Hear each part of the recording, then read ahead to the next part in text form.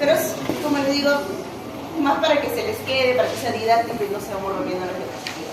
Ya, entonces hoy día vamos a hablar de dos temas en general, que es el síndrome de insuficiencia respiratoria y también lo que son exámenes auxiliares, como las imágenes, vamos a ver radiografías y vamos a ver también algo de lo que es laboratorio aplicado a neumología, ¿no?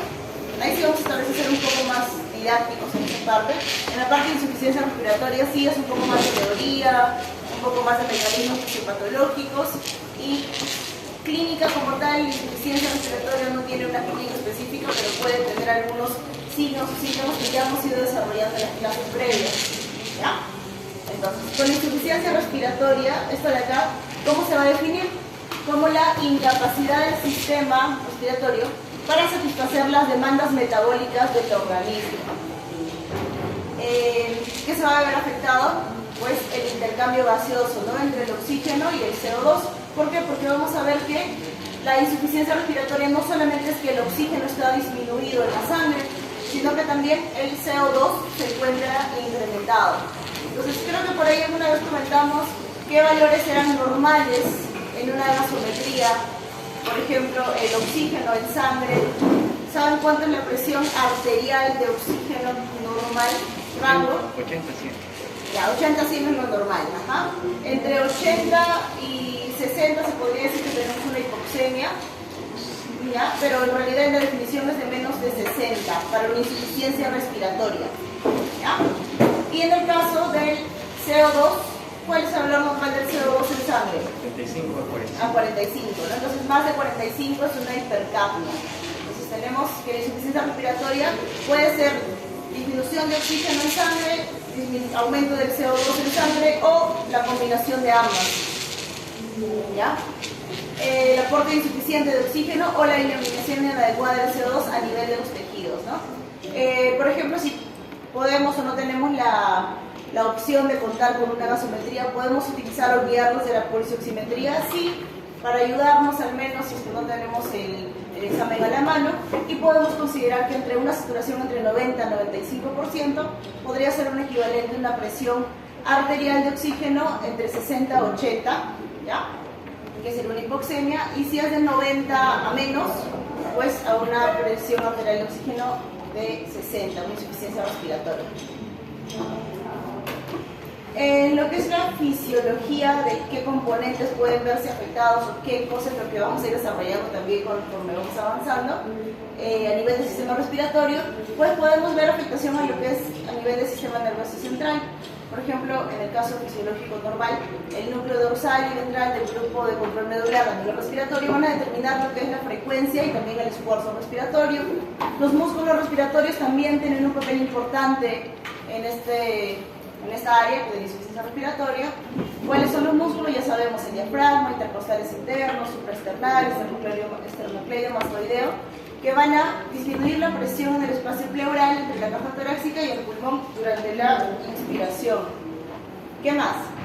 Las vías aéreas también, las superiores, que se encargan de la conducción, y también las vías aéreas inferiores, que se encargan del intercambio gaseoso, ¿no?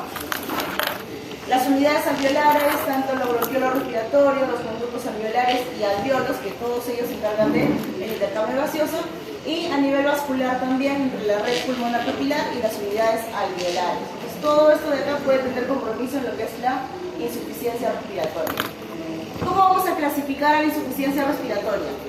Podemos clasificarlo de tres formas, según el criterio clínico evolutivo, que es agudo, crónico reagudizado. Si tenemos también otra forma de clasificarlo, sería de acuerdo a su mecanismo fisiopatológico. Tenemos otras 5 que vamos a ir pasando más adelante, y según la gasometría, según el ADA, hay más conocidos, son el tipo 1, tipo 2, otras dos más también tenemos, la tipo 3 y la tipo 4, perioperatoria o la que está inducida por shock. Entonces vamos a desarrollar cada una.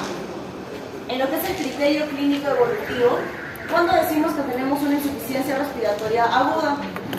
Cuando tenemos un corto periodo de tiempo desde que se ha instaurado el problema, podría ser entre minutos, horas o inclusive hasta algunos días. No hay un día específico que nos diga 3 días agudo, 4 días ya crónico, no es así, ¿ya? más que todo se caracteriza por tener una acidosis respiratoria. ¿Por qué? Porque como es agudo, el cuerpo aún no ha podido compensar este problema, ¿ya? En el caso de la insuficiencia respiratoria crónica, en un tiempo mayor, más largo, puede ser compromiso de un estadio final de otras entidades y por lo general va a tener mecanismos de compensación. ¿Cuáles son los mecanismos de compensación? El carbonato, ¿no? El carbonato va a estar compensando esta acidosis, por lo que el pH va a ser casi normal, ¿ya? El tercer punto sería la insuficiencia respiratoria crónica reagudizada, que es una insuficiencia crónica con una descompensación aguda. Se ve bastante cuando el paciente tiene patología crónica de fondo. Estos son los mecanismos en sí fisiopatológicos que pueden darnos insuficiencia respiratoria o hipoxemia. Van a ser estos 5, ¿sí? 1, 2, 3, 4, 5. Desajuste de la ventilación y perfusión, alteración en la difusión, la hipoventilación alveolar, la disminución de la fracción inspiratoria de oxígeno o baja presión parcial de oxígeno inspirado y el shunt o derivación anatómica derecha-izquierda, ¿no? Vamos a desarrollar cada una. En lo que es la disminución de la fracción inspirada de oxígeno, esta se debe por la presión barométrica o el aporte de oxígeno disminuido.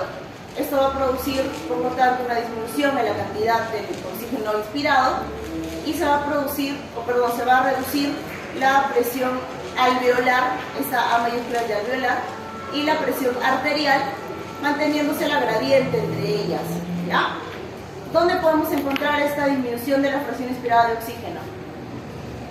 Cuando subimos a grandes alturas, cuando vamos en el avión, cuando inhalamos humo, cuando nos exponemos al fuego también. ¿Ya? Como dice acá, inspiración de mezclas con concentraciones reducidas de oxígeno, ¿no? Los incendios y más. Y este mecanismo fisiopatológico sí va a verse afectado, o mejor dicho, se va a corregir si tenemos un incremento del flujo. O sea, si ponemos oxígeno al paciente, podemos ayudar o revertir este mecanismo fisiopatológico de la insuficiencia respiratoria. En el segundo mecanismo fisiopatológico tenemos la hipoventilación alveolar. En este caso, lo que falla es la bomba ventilatoria, ¿no? Va a disminuir la presión alveolar de oxígeno y la presión arterial de oxígeno y puede haber retención de CO2 secundario. ¿En dónde podemos evidenciar este mecanismo? En alteraciones del sistema nervioso central, en enfermedades neuromusculares y también alteraciones a nivel de la caja torácica. En este caso, como el problema es prácticamente mecánico, falla de la bomba ventilatoria, así le ponga 10 litros de oxígeno no va a mejorar. ¿Ya? El oxígeno suplementario no corrige esta clase de insuficiencia respiratoria. ¿Cuáles podemos encontrar este mecanismo también? En pacientes que tengan aumento de la producción del CO2, pacientes que tengan quemaduras, sepsis, agitación, y también hay otras causas en las cuales va a haber un incremento, un aumento del volumen tidal, en las cuales van a ser enfermedades pulmonares obstructivas o enfermedades pulmonares intersticiales. En lo que es la alteración de la difusión, bueno, van a ser procesos en sí en los que se incrementa la separación entre el gas y la sangre, o sea, alteración de la difusión. Como vemos acá, tenemos un vaso sanguíneo y la membrana alveolar, ¿no? Y hay un espacio entre ellas, hematíe o vaso sanguíneo, espacio alveolar o alveolo, el intermedio entre ellos es el espacio intersticial. Entonces, más o menos por ahí hemos ido comentando las enfermedades intersticiales, ¿dónde afectan? Pues en este espacio, ¿no? Por lo tanto, habría una alteración, o su mecanismo sería un mecanismo de alteración de la difusión.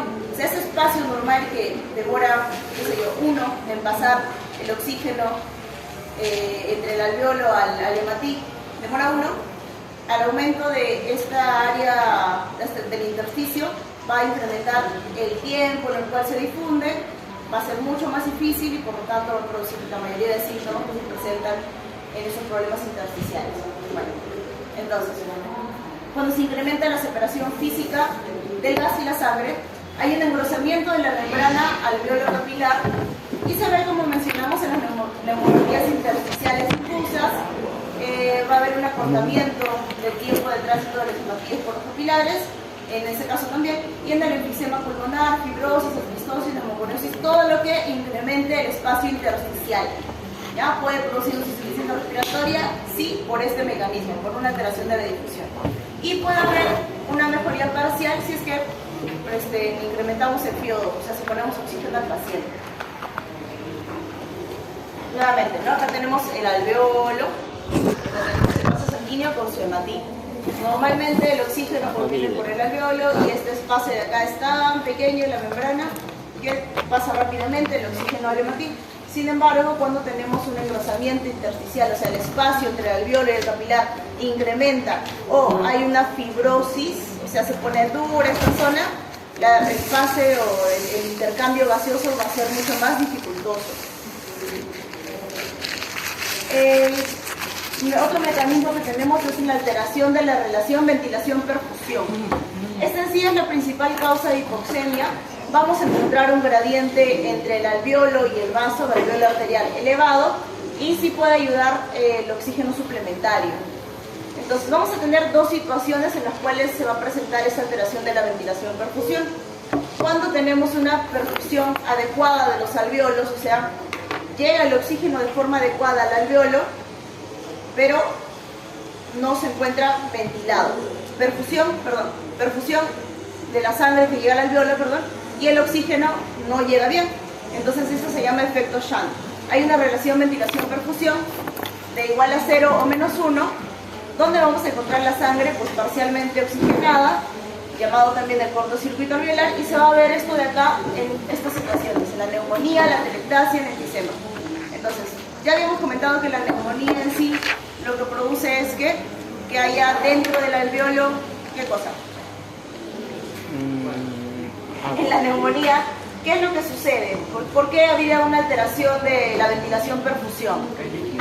Ya, hay líquido dentro del alveolo, ¿no? Entonces, por eso el alveolo no estaría ventilado. Ajá. Ya, ese es el problema, que el alveolo no se puede ventilar. Y perfundir es lo de la sangre, ¿no? O sea, por eso hay una perfusión adecuada, o sea, pasa la sangre con normalidad, porque eso no es el problema, pero en la neumonía el problema es que el alveolo es el que no está ventilado, ¿no? Porque está lleno de pus, porque está lleno de líquido.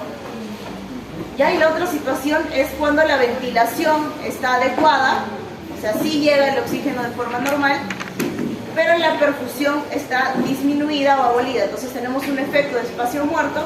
Aquí la relación ventilación-perfusión va a ser infinita en esta etapa de 0 o menos 1, y esto de acá es característico de los tromboembolismos pulmonares. Y por último, mecanismo de la insuficiencia respiratoria es el shunt derecha-izquierda. Entonces hay un pase de la sangre venosa que va a pasar hacia la circulación arterial sistémica sin haber pasado por unidades alveolares funcionantes, o sea, es una sangre desoxigenada, ¿no? Y se va a definir como la persistencia de hipoxemia a pesar de que haya incremento de oxígeno, ¿no? A pesar de que le pongamos oxígeno, no va a haber un cambio. Esta puede ser una alteración tanto anatómica o por alteración de la ventilación-perfusión severa, donde una parte de la sangre en sí va a fluir a través de las regiones pulmonares sin tener ventilación. Y en esta vamos a encontrar un gradiente arterial, alveolo arterial elevado. Más fácil imposible. Esto de acá es la tabla que más o menos me dice cómo vamos a encontrar el gradiente. Más o menos para que tengan un concepto. ¿Alguien sabe qué es el gradiente? Estoy hablando de gradiente. Una fuerza que representa. Ya, sí, es una diferencia de presión. Y técnicamente, o en el paciente, más o menos en qué o por qué tendríamos que observar un gradiente. ¿Lo que nos traduce? Más o menos estamos viendo que estas son las alteraciones. ¿Qué nos traduciría un gradiente alveolo arterial en un paciente? El paso de oxígeno a la sangre por la fuerza que hay en el mismo. Ya, más o menos vemos el gradiente, por ejemplo, cuando está incrementado o cuando está disminuido. Si el gradiente está incrementado, quiere decir que entre la perfusión de que va por el vaso sanguíneo y el alveolo, pues hay una disminución de que, no de espacio, sino disminución de la facilidad en la que va a pasar el oxígeno a la sangre. ¿Ya? Entonces, cuando el gradiente alveolo arterial está incrementado, es más difícil de que esto de acá suceda. Y cuando está disminuido, bueno, las patologías, la mayoría son con gradiente alveolo arterial incrementado. ¿Ya? Neumonías, fibrosis, todos tienen gradiente alveolo arterial incrementado. Ya. Otra forma de clasificarlos, que es la más utilizada, al menos clínicamente, es el tipo de insuficiencia respiratoria que pueda tener el paciente. Tenemos la insuficiencia respiratoria tipo 1, 2, 3 y 4 últimos, ¿no? Vamos con la 1 primero. La 1 es la hipoxémica o oxigenatoria también, si la quieren llamar así. La hipoxemia con el CO2 normal, ¿no? Porque dijimos que había también con CO2 incrementado. Entonces sería la 2 o por último la 3. Pero la 1 es simplemente el oxígeno en sangre disminuido. Y podemos tener un gradiente alveolar arterial incrementado. Entonces, ¿en qué casos podemos encontrar una insuficiencia respiratoria tipo 1 donde solamente la presión arterial de oxígeno se encuentra disminuida? ¿En cuáles? Por efecto Shunt y por efecto de desequilibrio de la ventilación-perfusión podemos encontrarlos en insuficiencia insuficiencia ventricular izquierda, insuficiencia mitral, estenosis mitral, sepsis, aspiración, en neumonías, grandes alturas también, y por un desequilibrio de ventilación-perfusión, los pacientes que tienen EPOC, asma, enfermedades intersticiales, Alturas. grandes altitudes también, anemia, hipoxemia, pueden darnos insuficiencia respiratoria de tipo 1. Clínicamente, ¿o qué es lo que encontramos más fácil en un paciente con una insuficiencia respiratoria? Pacientes con cuadros de crisis asmática pueden tener insuficiencia respiratoria, síndrome de distrés respiratorio también, neumonías, embolias, EPIT, EPOC, todas pueden dar insuficiencia respiratoria tipo 1. La insuficiencia respiratoria tipo 2 o hipercápnica. Entonces, ¿qué dijimos que era la hipercápnica hace un rato? CO2, solamente CO2.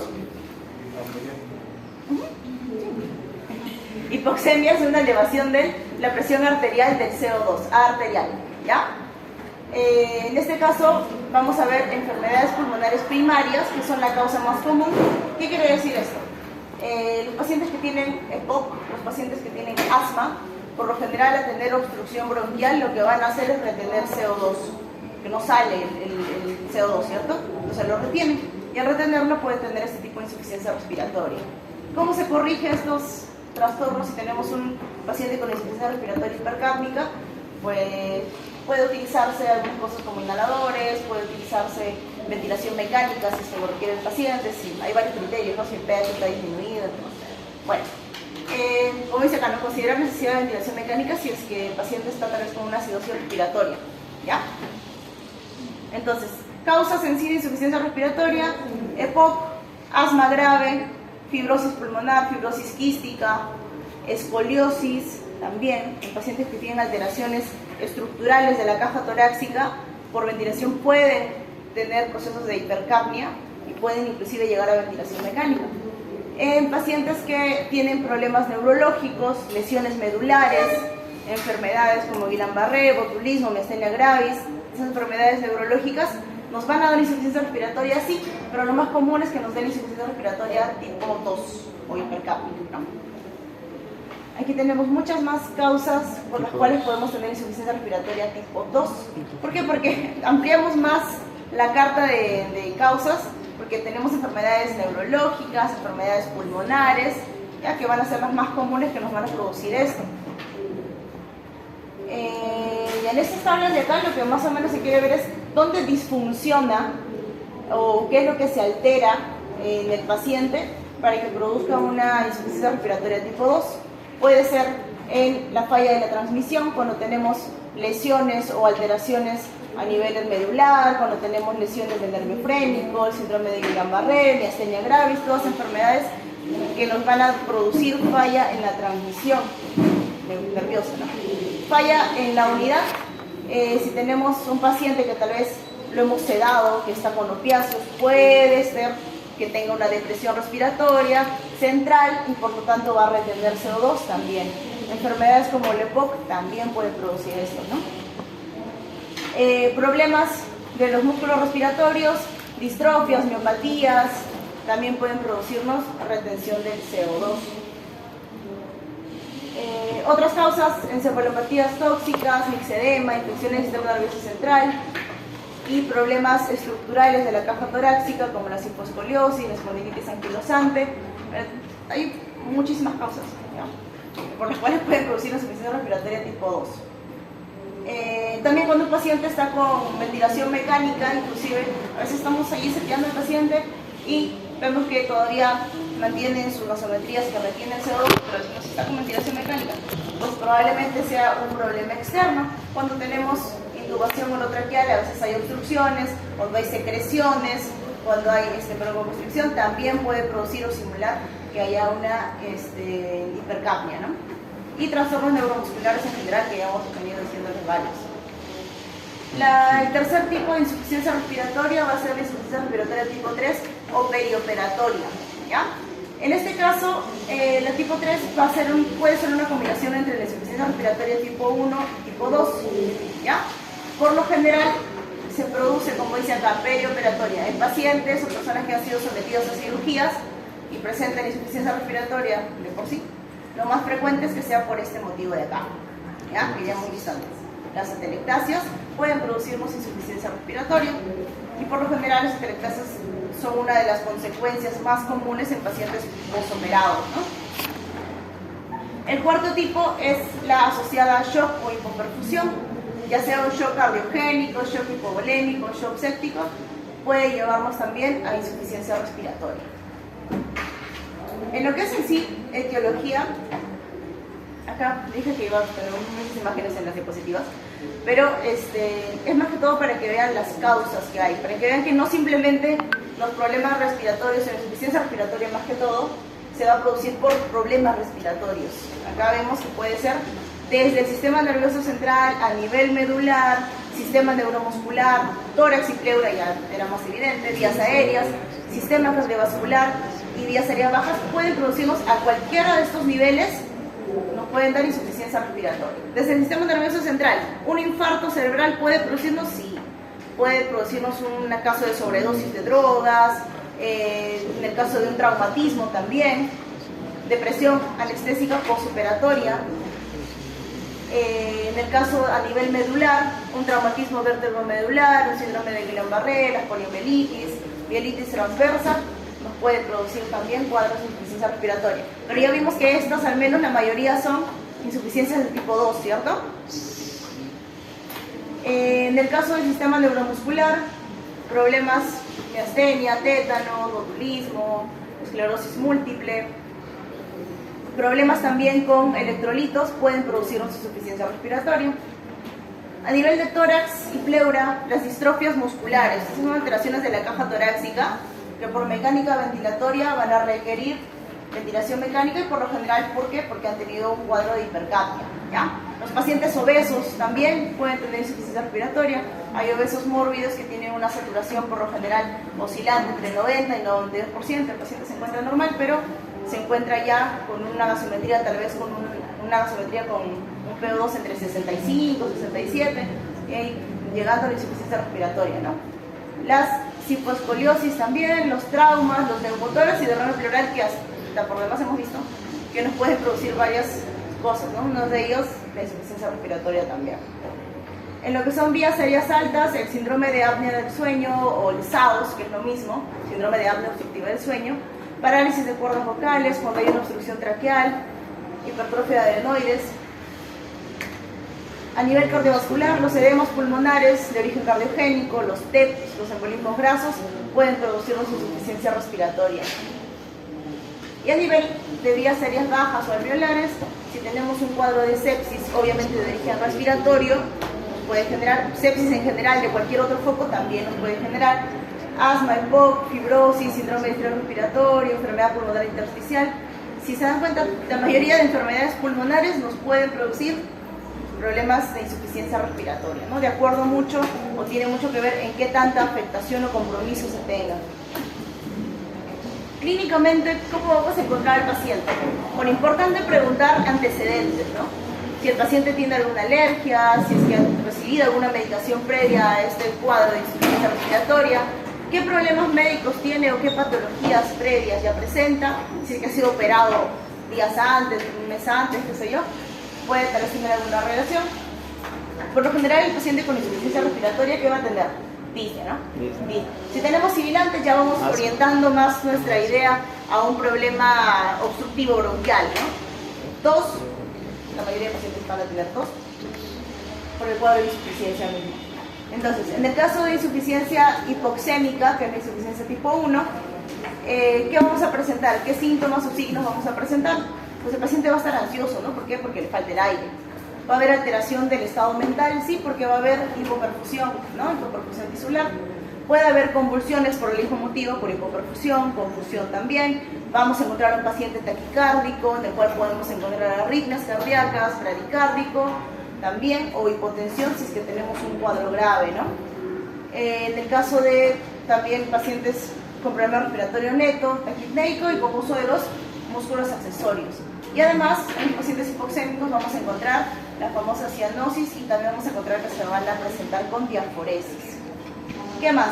En el caso de síntomas en la hipercapnia, como vamos a retener CO2, vamos a encontrar que el paciente va a estar con somnolencia, vamos a estar letárgicos, como varios que están acá ahorita.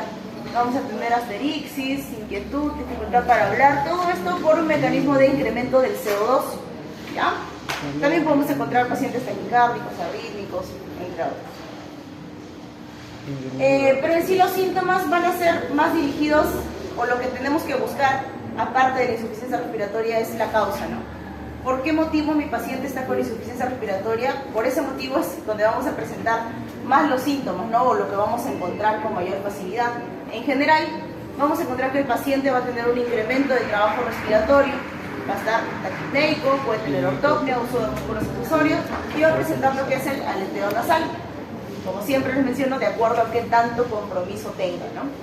Esto acá ya lo vimos más o menos, que es lo que podemos presentar en el caso de hipoxemia, hipercapnia. Miren, 2 veces ya lo voy poniendo, por algo será. Ya. Hipoxemia, ¿qué pasa cuando hay hipoxemia? Hay un aumento de la permeabilidad capilar a nivel cerebral, por lo cual va a producir edema cerebral y nos va a producir confusión mental, inquietud y agitación por este mecanismo. ¿Qué más pasa cuando hay hipoxemia? Cuando hay disminución de oxígeno a nivel arterial. Pues se van a estimular los quimiorreceptores, ¿no? Porque va a decir, oye, no hay oxígeno adentro. Ya, se estimula, necesitamos oxígeno. ¿Qué hacemos? Manda mensajes neuronales hacia el nivel del bulbo raquídeo. ¿Y qué va a producir? Taquipnea, ¿no? Porque necesito respirar más. Aumento del trabajo respiratorio y por consiguiente también disnea. Oxígeno bajo, ¿qué hacemos? Vasoconstricción de vasos sanguíneos pulmonares, aumentando la resistencia del ventrículo derecho y por lo tanto puede producir una insuficiencia cardíaca derecha. ¿Qué más? Cuando tenemos hipoxemia se va a acumular lo que es el ácido láctico y podemos presentar una acidosis metabólica. También al presentar disminución de oxígeno se va a liberar la eritropoyetina, puede producir en pacientes crónicos y policitemia, ¿no? En el caso de la hipercapnia tenemos un aumento del... ¿Qué es esto? Ácido carbónico. Ajá. Sí, está bien. Ácido carbónico. Ya, que nos va a producir una acidosis respiratoria.